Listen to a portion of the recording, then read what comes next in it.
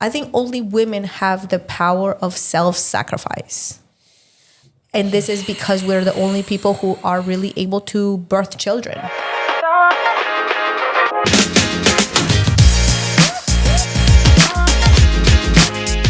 We are back with Sync Live. Thank you so much for watching the show today. I'm very proud, very honored, and very excited to have Rana Khanjani with us, and obviously my beautiful wife Diana and business partner. So this one was actually overdue. This one was overdue, so I'm excited for this one. Let's see. I want to see what surprises you have for me. She's giving me the look already. No. She's like, keep it clean. Don't get personal. I'm super excited for this one, so thank you so much. And thanks, I am looking forward to do more of this.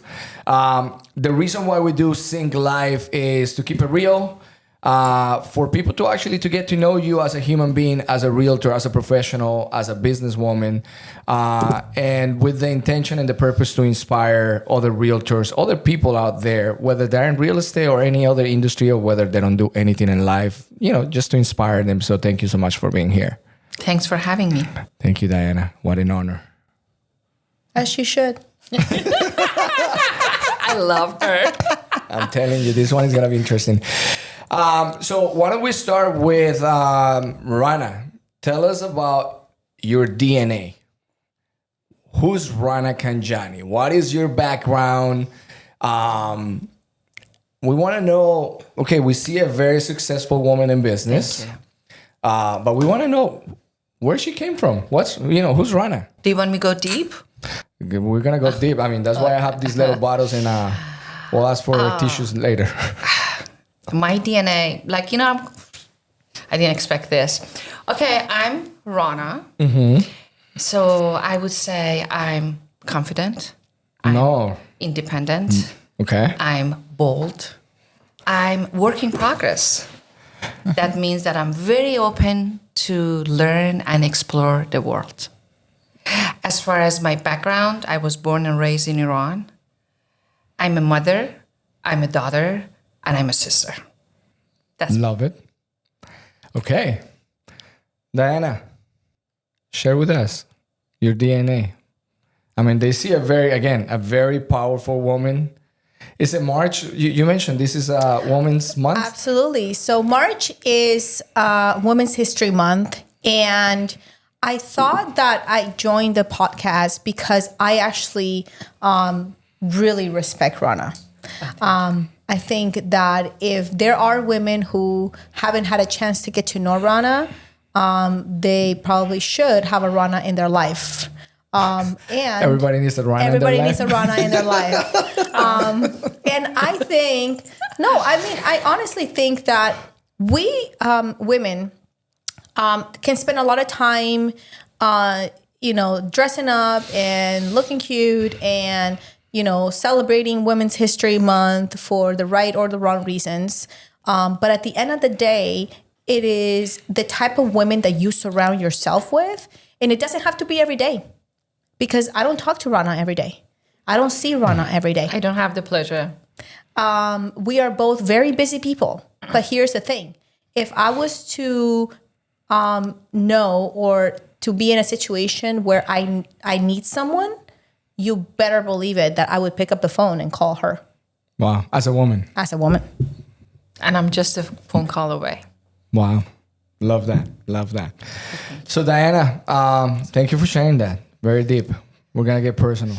I really didn't see this coming. We set you up.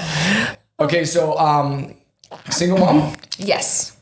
And I'm assuming you have a 7-8-year-old kid?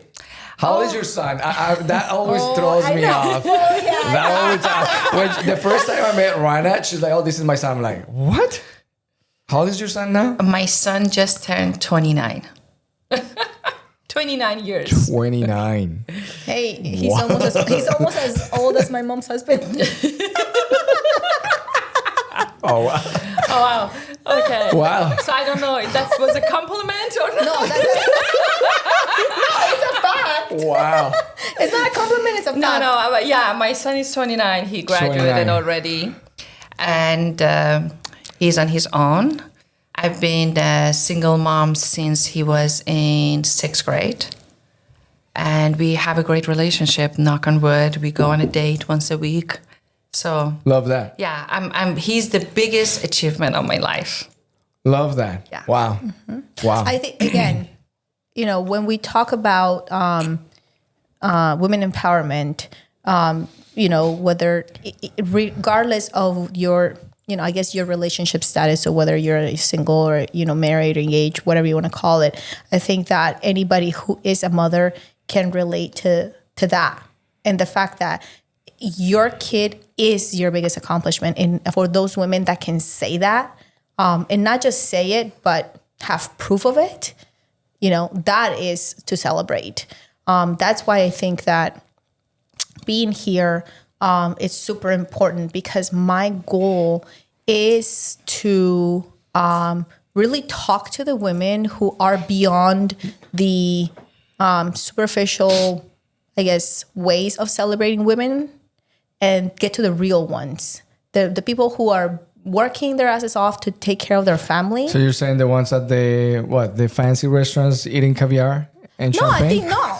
No? I don't think you have met anybody more fancy than Rana. Yeah. But no, I think I'm talking about the women that are out there, and they give advice and they talk about how successful they are, or how great they are, or whichever words they want to use, and they're saying that they are celebrating women, but what have you accomplished? What have you done?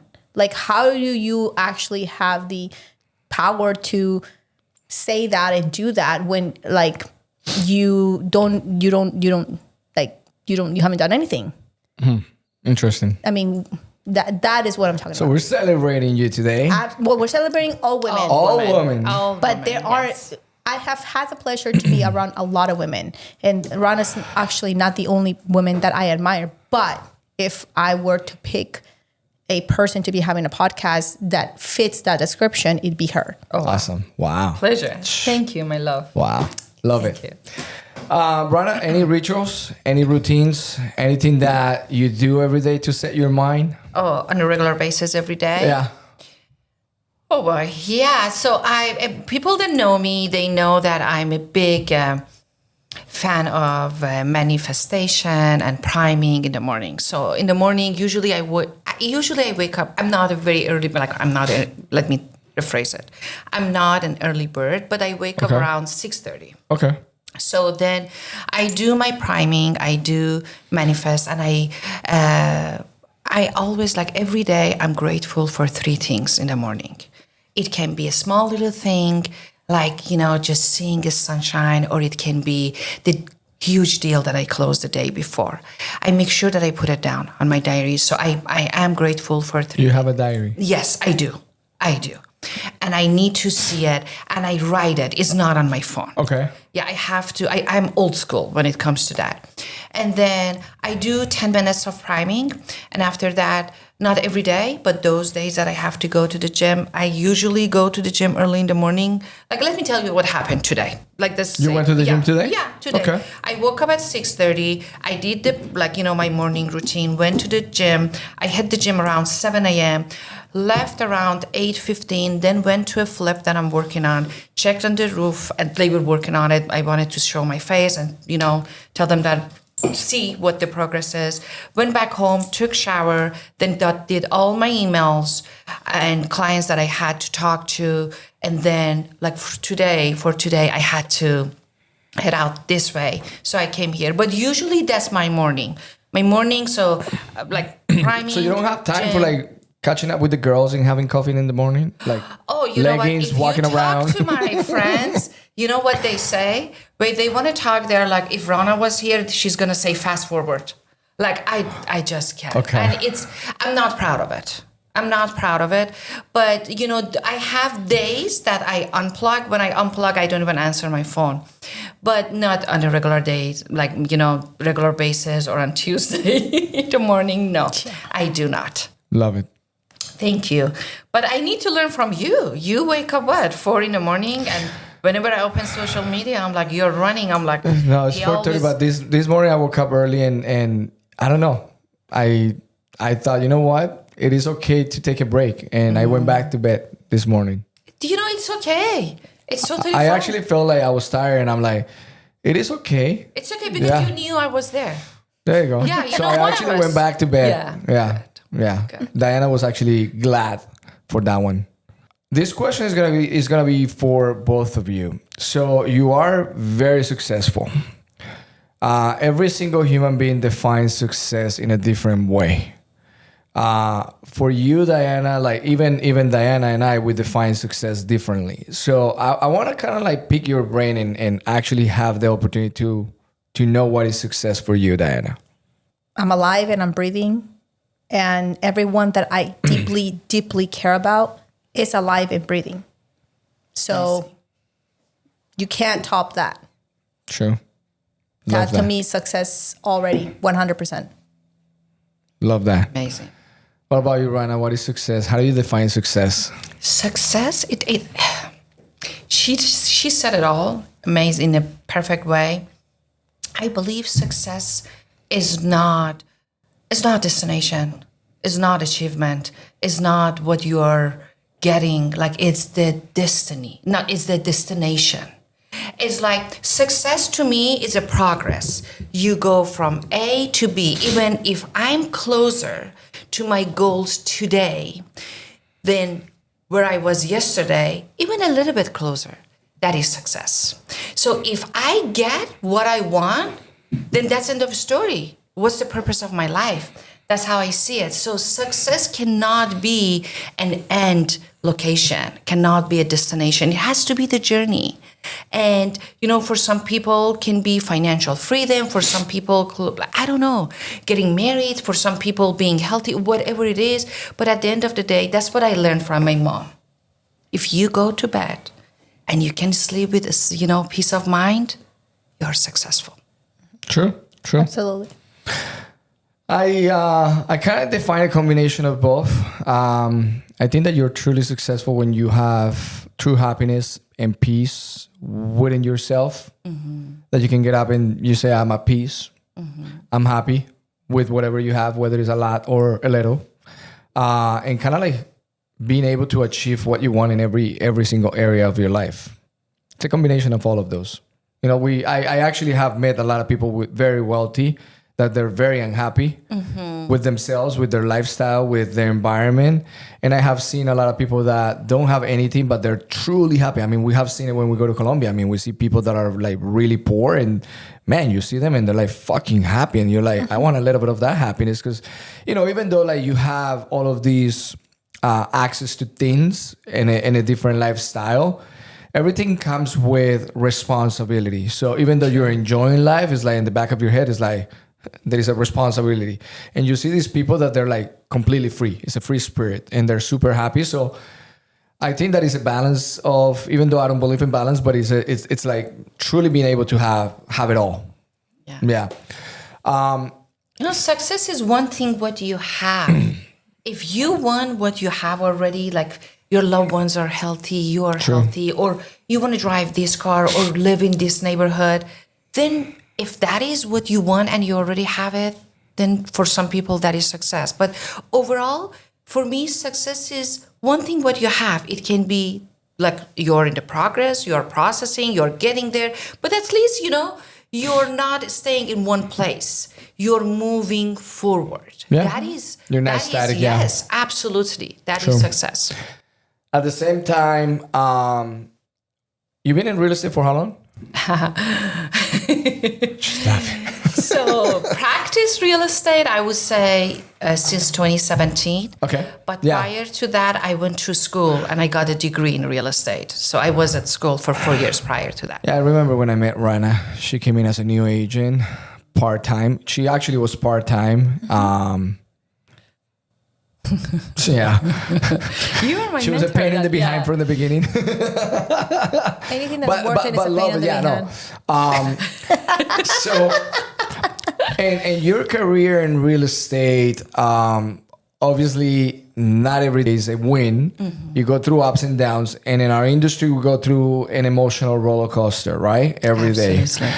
How do you deal with those days that, let's say, how do you deal with failure and deception? Like things don't go the direction you were expecting to go. How do you deal with those days?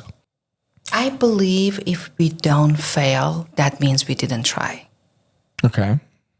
Sometimes we fail because of our shortcoming, and sometimes it's because of others.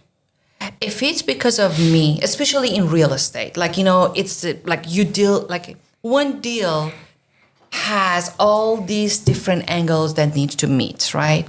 So if this failure is not because of my shortcoming, I deal with it and I accept it. And I make sure that I learn from it. And I make sure that I stay out of this room and I see myself how I act around failure. But if it's my, what did I say? I say if it's not my mistake, or if it's not your fault, if it's not my else. fault, if it's somebody else's fault, I'm not gonna stress out over it. It's out of my control. Why should I? But at least I make sure that I learn. But if it's because of my shortcoming, so because of my fault, I make sure that I go back, I study it, and I don't repeat it. And again, it's okay that we fail. I like every day we fail. Sometimes, we fail to, like we cross the red light. We fail, right? We can get involved in an accident. So right. It happens. But as long as we know that we learn from it, and as long as we know if we failed because we tried. There are people that they are proud of not being failure, like not having failure in their life. Or maybe they just don't want to accept it, right? They just want to show the success. It's only because they never try. If you are out of your comfort zone, of course you're not going to fail. If I go to work every day from this, like at the same time, from the same row, like everything the same routine, I know from the top of my head, of course I'm not gonna fail. If something happened and it's out of my control, yes. But it's okay, we all fail.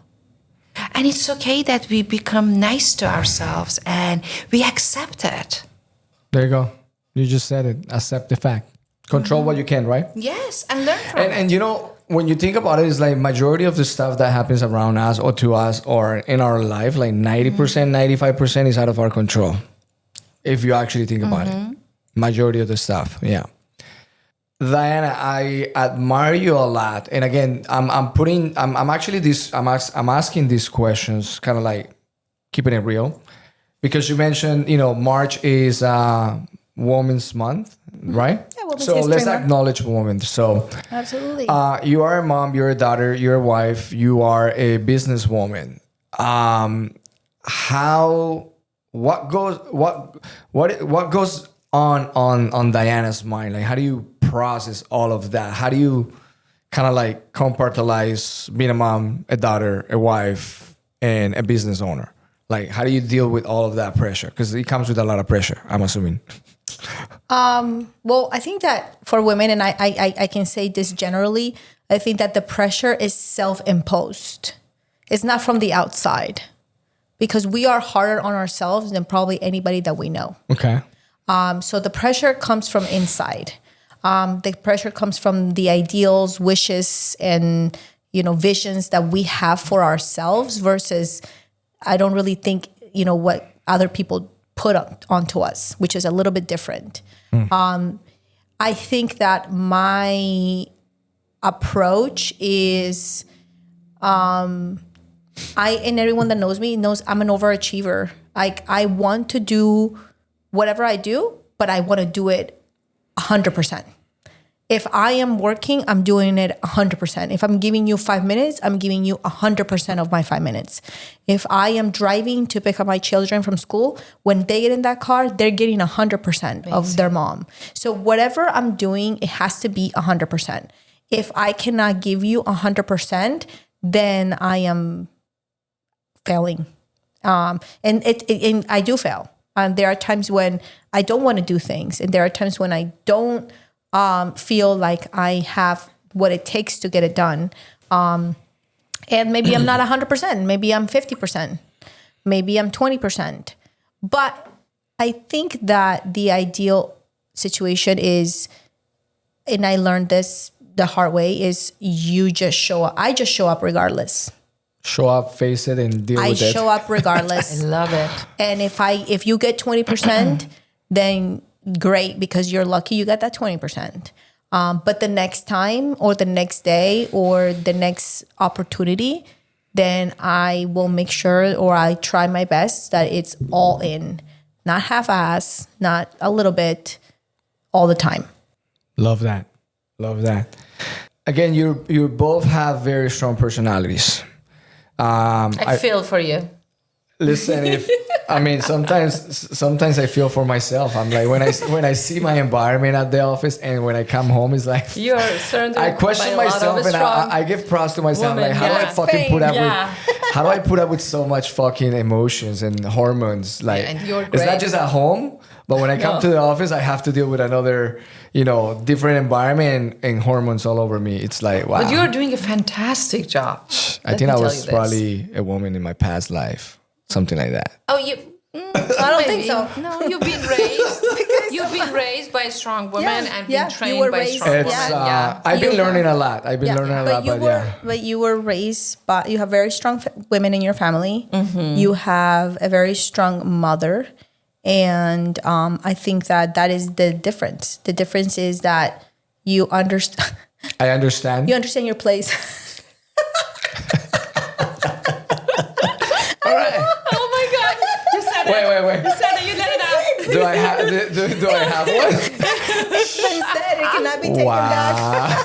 You said it. Wow. It's a very important place. It's not. Here's What the thing. place? No. Let me tell you. It is. Here's the thing. That's why interpretation is so important, because all I'm saying is you have you know your place. Now, whoever interprets, whether that's high or low, that's on their mind. True.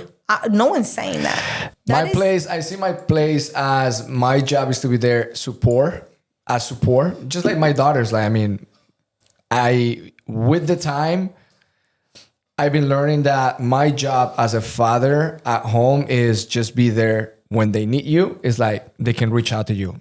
You are the support. Mm-hmm. They might not need me for the stuff that they need Diana to talk about their friends at school or whatever, but if they get in trouble, I don't want them to feel lonely. Like, I'm there. Yeah. Same thing at the office. I'm the support. I'm your emotional support. Yes, that's why I'm still around. I'm the emotional support. No, absolutely. It's not only emotional support. Don't underestimate it. You're always there for your agents. Thank you. And everyone at the office. Yeah. So you guys came from environments like you used to be in the auto industry before. Real estate, right? Was that, did I say it correctly? Yeah? I was in computer software. Softwares, yes, right? It was a computer software company that we worked with dealerships. There you go. And we were DMV partners. There you go. And then, Diana, you've been also part of the healthcare industry. You guys deal with a lot of men. Oh, but I've been raised between two men. I raised a son myself, so yeah. And at work, absolutely. Yeah, in the work environment, you guys deal with a lot of men.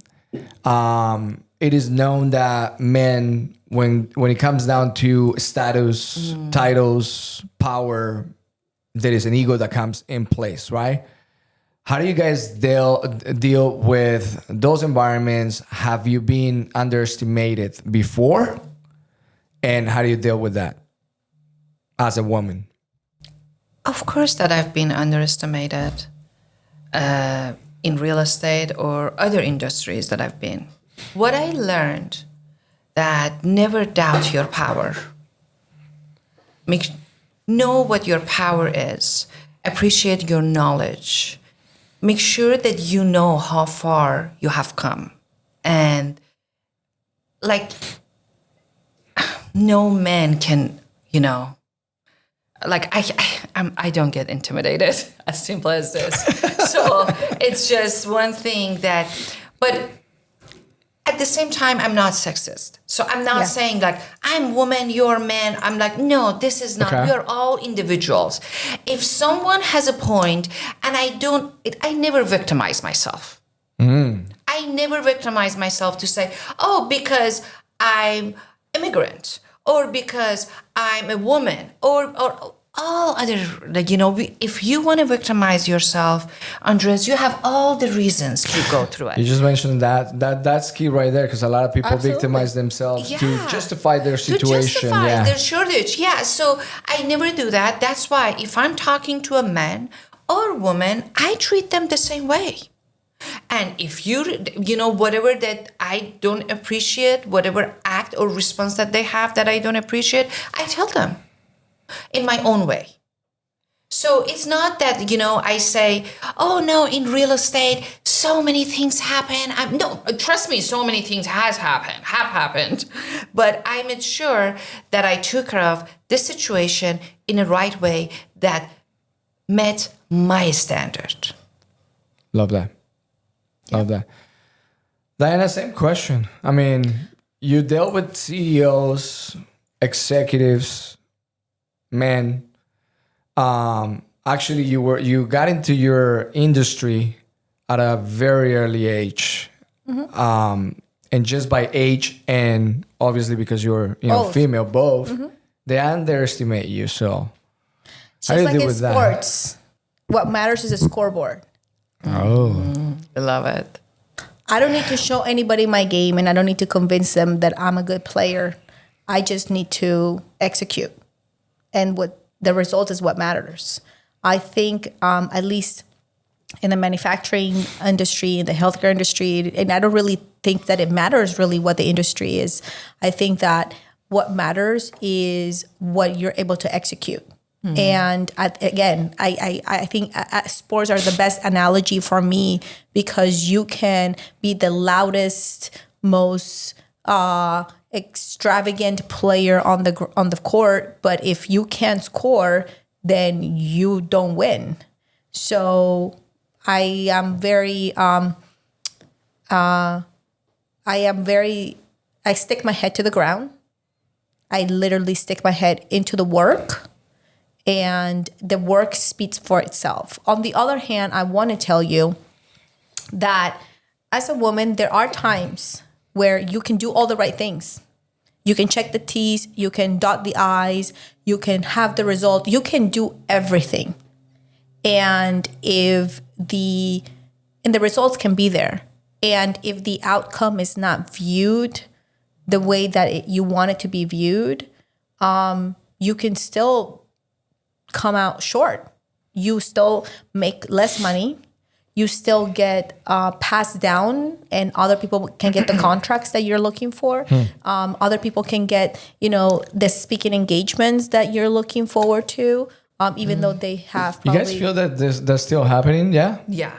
It's a reality. It's okay. reality. But here's the thing. You can either accept the reality and understand how to navigate to get your end result, or you can say, victimize yourself and say, poor me, and this is the reason why I can't get ahead, and then find a group that will support your victimization, and find a group that will say, yeah, poor you, and by the way, let us, argue and fight and advocate. Again, you can do. There's different routes and choices that you can take. For me particularly, I think that the world is a really big place. So if one door doesn't open, then you're not knocking on enough doors. So go and get yourself another door. Go get yourself another place, go get yourself another contract, go get yourself another job, go get yourself another, salary. Like, if your value comes from the outside, you will never be valued enough. It's just never enough. I love that statement. So, I personally love, and prefer doing business with women. And why is that? Because they know there is no ego. When you deal with men, our ego comes across, right? Who's right, who's wrong, who's, bringing more to the table, and who's going to make the final decision. As a man, it kind of hurts our ego. When I'm dealing with women, they're business minded. They know what's the direction, what's the purpose, and they know what's important and what's not. They know how to allocate resources better. They're a lot more smart intelligent when it comes down to making decisions. And a lot of the decisions that they make, they're logical because there's no ego involved. Good. I love that. You mentioned confidence when dealing with men. You know, knowing your stuff, being confident about yourself. Obviously, you're very confident. We know that. You mentioned it. You said the statement of the podcast, confidence. And when you walk into a room, you feel that energy of confidence, which is, you know, it's pretty powerful, especially in business. How do you balance confidence with humility? I wanted to You want a distinguish. No. No, I was like, when you were talking, I was just, reviewing. Actually, I was watching myself or getting into a room and things like I was just picturing myself. Yeah. No, but I like to distinguish this here. There is a big difference between being confident and having ego. Yeah. So it's a huge, like you can be confident, but at the same time be very humble. True. Right? So I'm sure at the very beginning, I didn't have the confidence level that I have now, but I faked it until I made it, right? So that's how it is. But I got it. What is the question again? How do you differentiate confidence? How do you balance confidence with humility? Like, you know, not coming across as cocky. Oh, okay. You know, like okay. I sometimes, you know, especially in business, is like, you know, leave your ego outside before you walk in. Yes. Because, okay, thank you. Yeah, but that doesn't mean you walk in with your tail between your legs. I mean, True. I'm sorry. I think, but Confidence is key, no, yeah. humility is a perception. Mm-hmm. Okay. So, explain that. No, I'm gonna let her finish. I consider myself as a confident individual, and it's because there are reasons for it. And it's because I know how much I know in my business. I know how much my experience is. I know where I'm going with it. I know my flaws as well. I know what I don't know in business. If I want to get into it, absolutely, I will go. But being confident, actually, I believe, you know what? This is one of the questions that I don't know how to answer. So, but I know that I'm confident. That is confidence. But that is confidence. You know what you know, and you know that you don't know everything, and it's okay. And it is totally, you know what? There is always someone younger than you, more educated than you, wealthier than you, prettier than you. Like, there is always someone above you. So if we keep comparing ourselves with others, we're gonna just see what is missing. I love it because you're leading my questions. What? You're leading my questions. Because let's. I like it that you love it. So because we most of the time when I lost what I was saying. You keep doing that to me. But if we Confidence and humility. So if I don't compare myself with others, and if I just don't focus of what is missing, my confidence gonna be in the right place. Okay. But if I focus of what is missing, what Diana has or she can offer that I cannot, then my confidence gonna go a different direction. Yeah, that's how I see it. Okay. You covered that. I did. Mm-hmm. You mentioned that humility is a perception. Absolutely. So how do you? Okay, so you're confident. You know what you bring into the table, but at the same time, how do you make sure that balance humility? I think first you have to care. Okay. You have to care that the interaction you're about to have with someone comes across that way. Like you got If I come into a room and I just come into a room and it's a room full of people I really don't care about, if they think I'm not a humble person, I don't give a shit. Because that's not what my goal is, or like I'm not even thinking about what they're thinking. Humility, it's something you cannot judge, portray, or transmit. And it has different standards for different people. Humility is something that people like to use to put a label on what they think someone else should be. Like, I could be a humble person, and my definition of humility could be something completely different than what yours is. Therefore, I don't consider you a humble person because you're walking in draped out with, $20,000 worth of whatever. And you actually may be a very humble person. You just happen to like that style. Mm-hmm. So humility is a perception. And you cannot judge or even understand humility just by differentiating. You actually have to know a person. You have to have the interaction with a person. And the person who is having the interaction with you has to open up to show you their true selves so that they can portray that to you. I mean, half of the time people will say, oh, this person is not a humble person. They're like, what the fuck do you know? Like, you don't know anything. They haven't opened the door for you to get to know them. Therefore, you don't know. This is just their opinion from the angle that they view it. Correct. And again, that's why it's not a standard. It's not fact. And perception is, again, my perception may be that a humble person behaves and carries themselves a certain way, and the perception of other people may be completely different. Some people think that you're not humble unless you're, it's financially related. Some people think that you're not humble if you're not quiet and submissive to other. Like, it's completely subjective. It's a perception. It's subjective. It is subjective in all the terms 100%. that you can think of. Yeah. As you were answering that question, you mentioned about comparing yourself with others, what she has, what she's accomplishing, and so forth, right? As a very successful individual and business, that you love the challenge. How do you know? How do you define competition for yourself? Is it important? Is it not important? How do you define competition? Are you competing with someone? I'm going to give you a history. This is actually a very, very interesting question because I'm very competitive. You are? I am.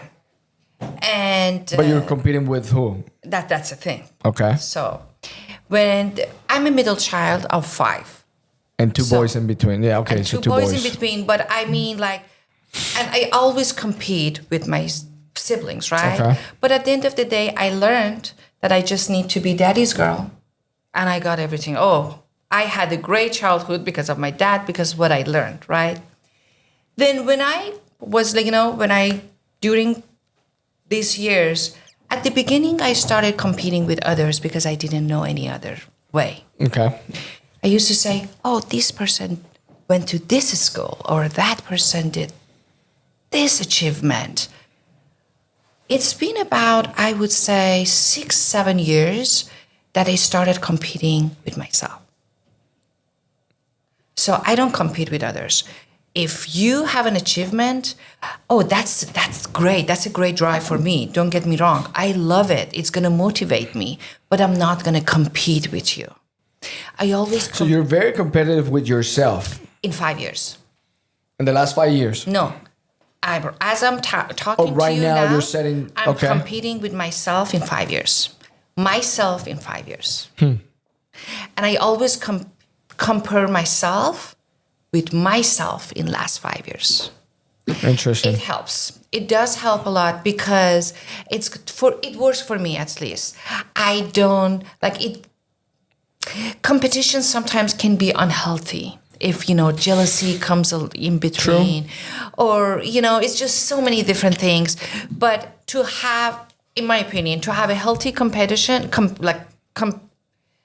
with someone, you observe. I'm very observant. You guys know. I see everyone. I see what people do, and I love it because I believe that success is contagious. If I'm in a room that everyone is succeeding, yeah, hallelujah, it's gonna come my way. Absolutely, and I empower that.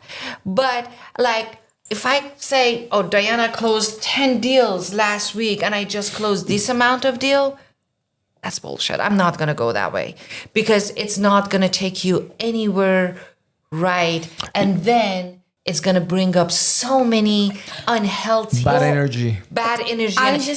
Competition is a reflection of insecurity.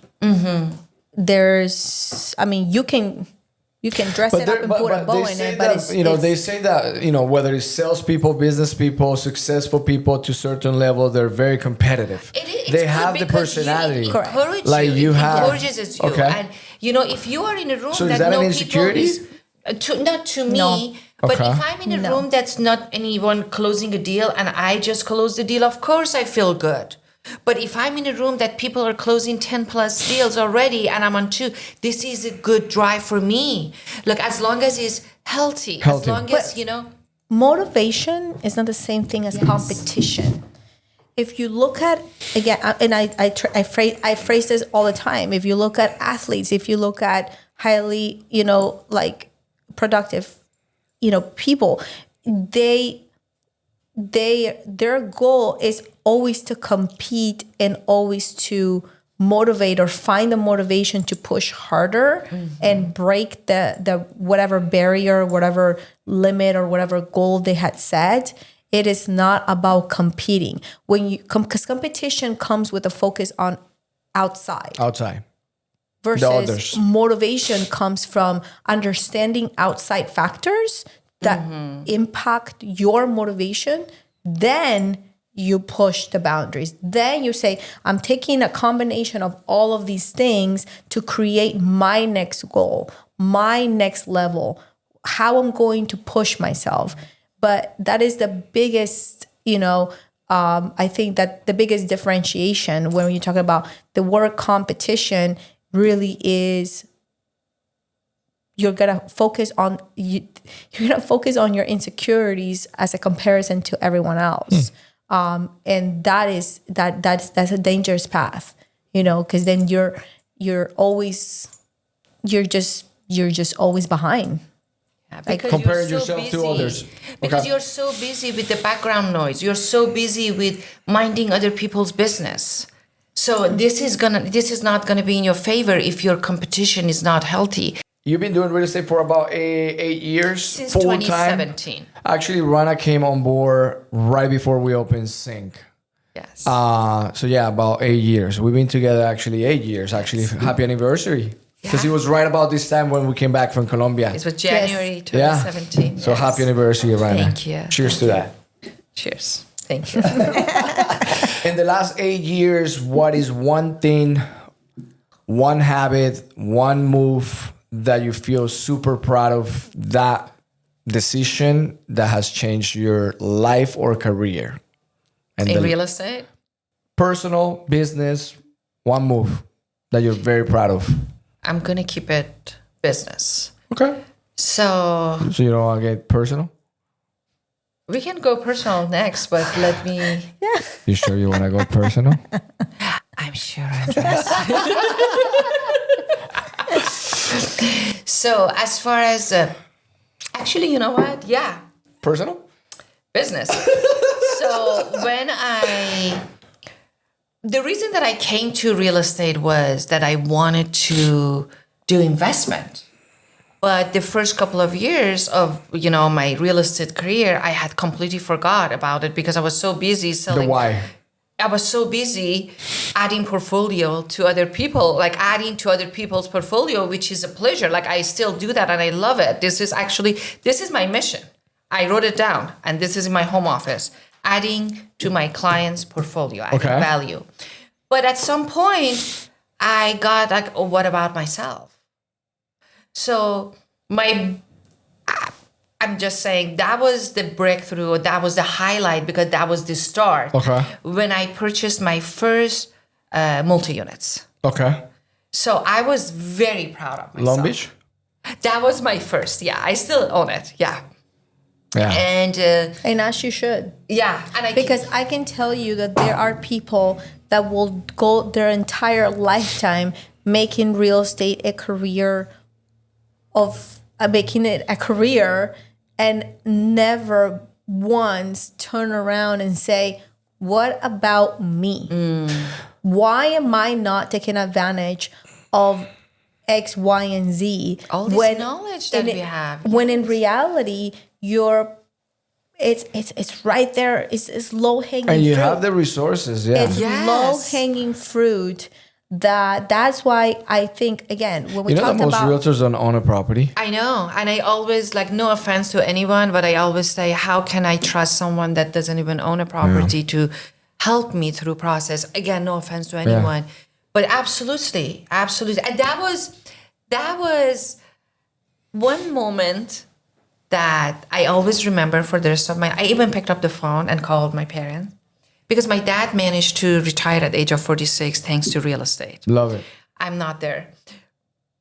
So God bless his heart. But I called them and I told them and I FaceTime. Like, that was something that I never forget, and I will never sell that multi-units because, it's just, that was the beginning of a next path of my career.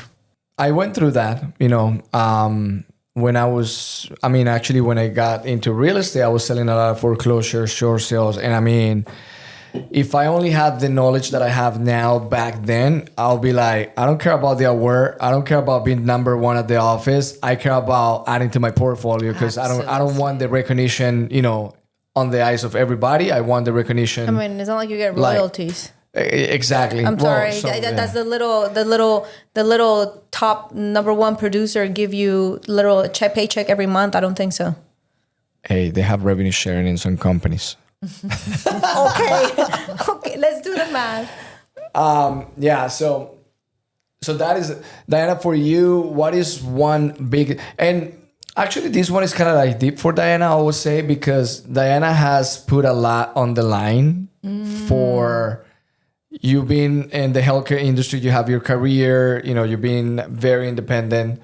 And then you came to a point where you put your own goals, dreams on the line to come in like, okay, let me be part of this deal right here.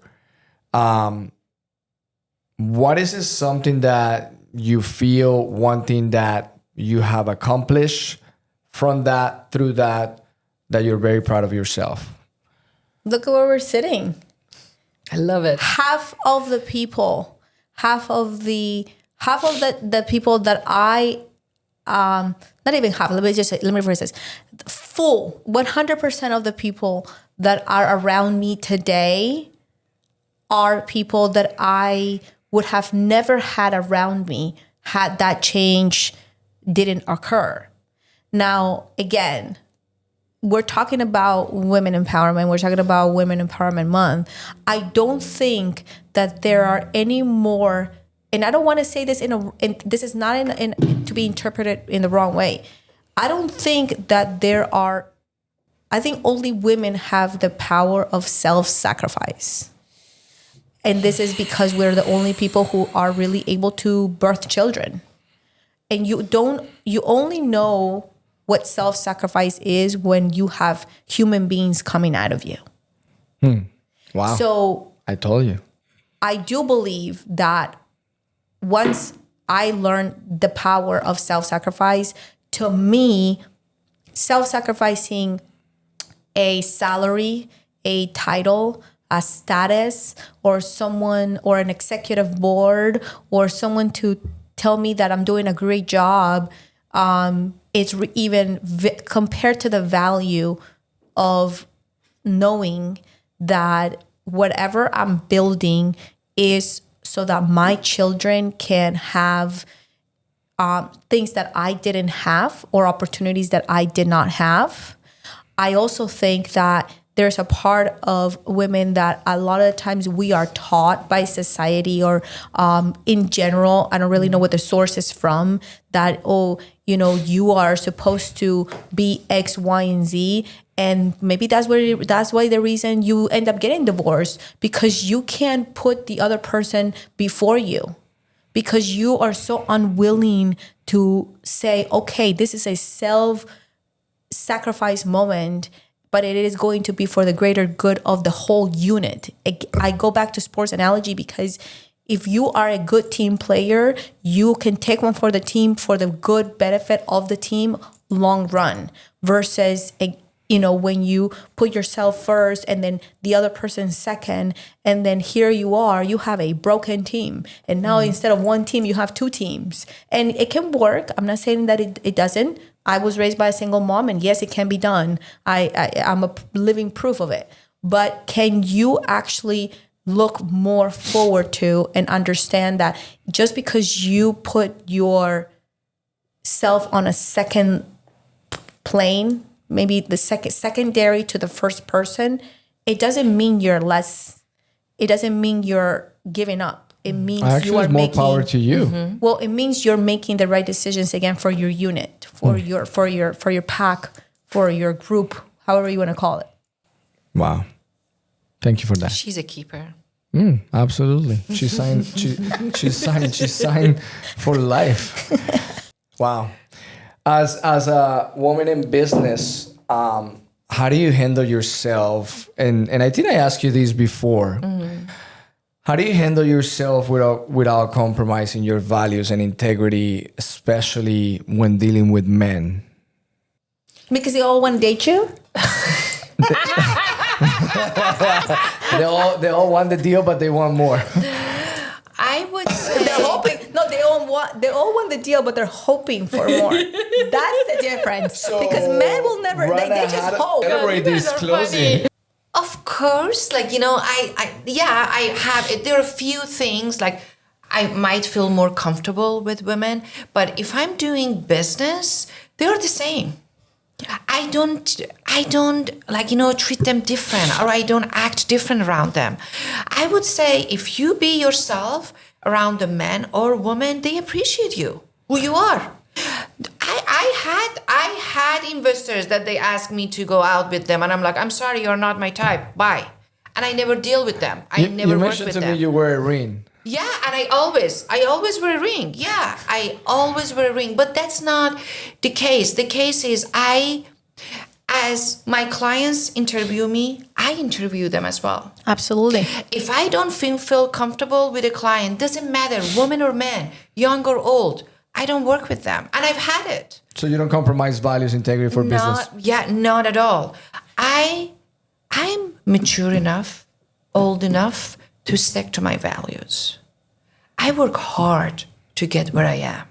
And because of a deal or because of a situation, I don't compromise that. I think that, that's actually a very powerful statement, especially in business nowadays. Because, in real estate, especially I think that after selling Sunset, $1 million listing, or, all of these TV shows, it gives the wrong perception to men about real estate, going in business. And I guess sometimes sometimes the perception is the reality, because I have seen some people that look like they're selling something else other than real estate. Selling Sunset. I don't know. And sunrise and sunset. Sometimes you get what you ask for, but sometimes you don't. Yeah. Again, it's just, if even someone, number one, you have no control over what other people think or act or whatever they do. But you can train them. And most of my clients are men, from Gen Z to baby boomers. And I thank God I'm very blessed, and I never had any issues. A few, they are not my clients anymore. And we just do business. We go out for dinner too. But it's all business. We talk over the phone. We talk about everything. We discuss everything. And they trust me. That's all matters to me. I don't care if they see me beautiful or not beautiful, but I want them to trust me, and I want to be their partner in their deal. That's all matter. Even if you're a man or woman, if you see someone, a professional that offer you this, you're not going to, trade this for anything else. You can always have a girlfriend or boyfriend out there. Nice. Love that. If you're doing business, you're looking. Yeah, you want the real deal. Be done. Absolutely. That's why, if there are women or there are men and they feel like they've been victimized in this situation, they should go back to themselves and just, rearrange their meetings or rearrange people that they are working with. If I don't feel comfortable in this room, I don't need to be in this room. As simple as There you that. go. forcing You can you. control Cannot that. be in this No room one and is then forcing complain. you. Absolutely. That you can control that. That's how I see it. Diana, as a woman, what would be one advice, kind of like getting close to wrapping it up? I mean, I feel that we can continue going on and on and on, because the thing is that once you get into this deal of, the podcast and you get into the conversation, one question leads to the next one. And it's kind of like a discovery, right? And you just get zone out that you can just go for hours. But as we're getting close to the time, what would be one advice you can tell a woman, man, related to emotional intelligence and business and in life? Because that's essentially what you coach. I mean, you coach me. So She coached me too. you coach a lot of people. So I think that you have to really understand who you are before you sell who you are. Ooh, That was deep. wow. You That was cannot, here's the thing.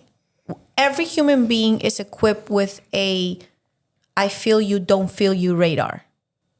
And when you try to sell who you are not, that's why you're not selling. I mean, Wow. I don't know what else I to can tell see you. that in real estate, where everybody wants to be like everybody based on what they see. I want to be like that guy. He's doing that, and learning who you are before you going out and selling yourself. You cannot sell the unknown. You cannot sell an ever-changing identity. And you can reinvent yourself. You can reinvent branding, market. That's a whole different thing.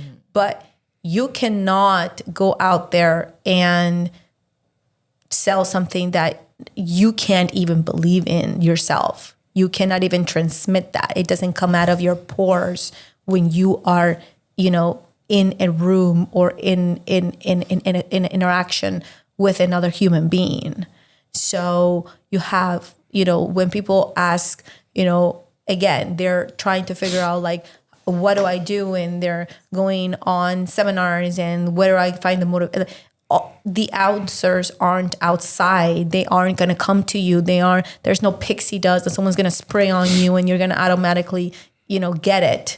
It is the acceptance, the self-love, the acknowledgement of what you have, what you don't have. What you don't have, go get it. Do the work. Don't be lazy. And then sell that. That will sell. That was deep. That was really deep. That was nice. Good. I always get lost. How lucky are you? I'm not lucky. You're blessed. You have the privilege. What else? She was born. I mean, this is what I picture since I was little. I told her. I love I it. told her everything. It was planned out. You guys are my powerful. Everything was fun. Everything was dreaming about you when I was born. wow. That hurt. I learned not to Rana, get involved. I learned not to get involved. one advice, one thing, something of value that, let's say, you can wrap up this podcast and give an advice to, forget about the real estate, but whoever is watching this podcast, one advice to ladies, men, both, without discrimination. I'm going to talk to ladies here, especially that we are this month. And Diana said it very nice and powerful way. I don't want to add too much to it, just a little bit. I would say if you are a woman out there, number one, know your values. Number two, never doubt your powers. And number three, be the rich man. Don't go after the rich man. Be your own sugar daddy. Be your own sugar daddy if you Absolutely. Wow. can. This is if you prepare and achieve what you want, trust me, all others gonna happen. We don't have that much time, but become your, sugar daddy. She started as an agent. She started flipping. Now you are developing, right? I yes. So if you guys are She looking is for the man. she's the man. She's the man. So if you guys are looking for any multifamily RTI projects, reach out to Rana. How do they find you? Yeah, actually. Don't find me. I'll find you. No. I don't stalk people. So number one, I'm at Sync Brokerage's website. And I have two websites, rana.realtor, rana.realestate, no .com, nothing. So just very easy. My Instagram, rana.realestate. And I was talking to someone right before the podcast. We have a portfolio of many multi-units, all off market from 40 to 260 units. So if you guys are interested, give me a buzz. Wow. Diana, are you still coaching outside of Sync and me? Will you consider coaching people? No. Whoa. You know this. No. So let me just. So I am doing public workshops, and these are workshops that are open to everyone. And I find it that it takes away, the industry stigma. Leaders in all walks of life, in all industries, have the same obstacles. In this case, we're talking about real estate, this industry. But you have the store managers, you have the retail people, you have the technology, people. Everyone runs into the same obstacles in terms of leadership growth, in terms of business growth. You have the entrepreneurs, you have the small restaurant owners, everyone runs into the same similar roadblocks throughout their journey. It's all walks of life. So yes, I'm focusing more on public workshops because I want to be able to target everyone regardless of where they are in their walk of life or their business path. And I believe that I have done my years of individual coaching. I have had an amazing run at doing it. Great students. Great. Absolutely. I've built amazing relationships with people that they have achieved great things. I don't take credit for that. I think it's on their own. But now I want to share that with people who sometimes they just don't, either they don't have the resources, they don't have the guidance, they don't have the money, because again, when you are in different walks of life, you just don't know what you don't know. So I want to be able to share that with them. And you're doing a seminar coming up. I will be having it's going to be a workshop. And for me, my workshops are real working workshops. Like you actually will do the work. I can't do motivation. I was just going to ask you, is it about motivation? No, I cannot motivate you. You need to come motivated. Okay. Like you need to do that self homework. That self, discovery needs to happen within you. You need to come prepared. You need to come motivated. You need to come ready to just understand how to execute, because everything else that happens within needs to happen before that. We are about execution. We are about how to get from point A to point Z. I want to be able to pick up the phone and say, hey, did you do what I told you to do? And most people say, yes, I did it. And this is what I've done. That is the outcome. That is the result that I want. Motivation is great. And I think that if it works for some people, that's amazing. But it's not what I give. So how do we find out about that workshop? You can go to my website at dianasteel.com. And or you can email me directly, and then you can get the information. Love it. Ladies, I had a wonderful time. Honestly, I can continue going on and on and on.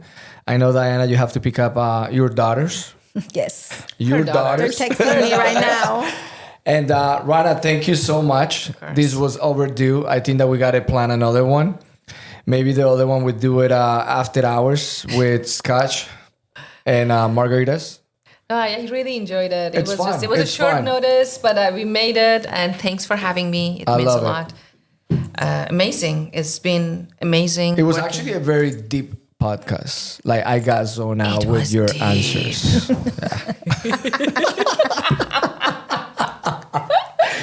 Thank you guys for watching Sync Live.